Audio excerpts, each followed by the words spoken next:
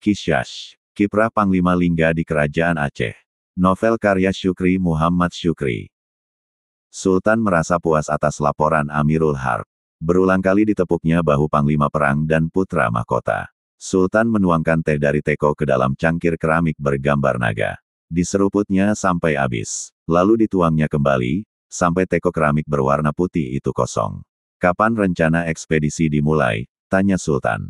Pekan depan, jawab Amirul Harb Raja Muda. Hari yang dinanti pun tiba. 4 kapal besar yang akan berlayar ke Kampar dan Pelabuhan Johor, lempar jangkar di lepas pantai Ulele. Di dalam kapal-kapal itu sudah dimuat furnitur, kain dan alat-alat rumah tangga buatan Kalikut. Sekilas, tampilan kapal-kapal itu mirip kapal dagang.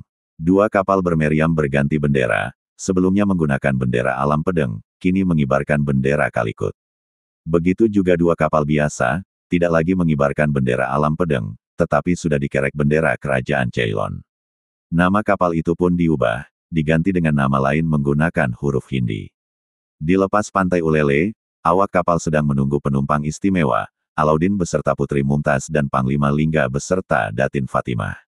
Keempat penumpang istimewa itu menumpang kapal layar bercadik milik kerajaan dari Pelabuhan Gampong Jawa. Di Pelabuhan Gampong Jawa, Putra Mahkota Salahuddin dan seluruh keluarga kerajaan bersedih melepas Putri Mumtaz berlayar ke Johor.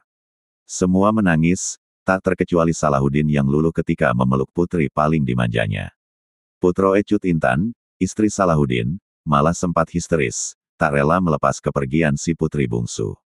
Anakku, tangis Putro Ecut Intan histeris. Sudah, ikhlaskan, bisik Salahuddin. Dan, kapal layar bercadik itu tak terhentikan oleh tangis, berlayar meninggalkan Pelabuhan Gampong Jawa menuju ke lepas pantai Ulele.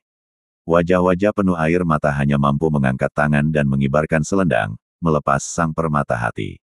Makin lama, kapal layar bercadik makin jauh, terhalang daun nipah, sampai akhirnya tak terlihat mata. Keluarga kerajaan pun kembali dengan air mata berlinang ke istana Daarut Dunya.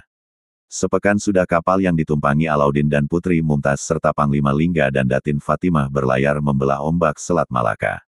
Masih tersisa 1 hari lagi untuk sampai ke Kampar, dan 2 hari dari Kampar ke Pelabuhan Muara Sungai Johor.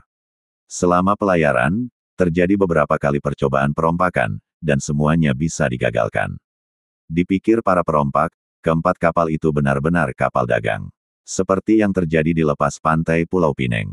2 perahu perompak bersenjata bedil memilih memepet kapal yang ditumpangi Panglima Lingga. Mungkin karena tumpukan barang dalam kapal itu lebih banyak daripada ketiga kapal lainnya. Sepertinya para perompak tidak tahu kapal itu dilengkapi meriam perunggu. Kemudian, prajurit Kerajaan Aceh Darussalam menembak 1 perahu perompak dengan meriam, dan tenggelam. Perahu perompak yang satu lagi ngacir ke pantai Pulau Pineng, dan tak pernah kembali lagi. Sebelum meneruskan pelayaran ke Johor, Alauddin mampir ke Kampar untuk memohon doa restu ayah dan ibunya. Setiba di sana, ternyata ayahnya telah wafat sebulan lalu. Alauddin dan istri beserta seluruh prajurit, ziarah dan berdoa di makam ayahnya.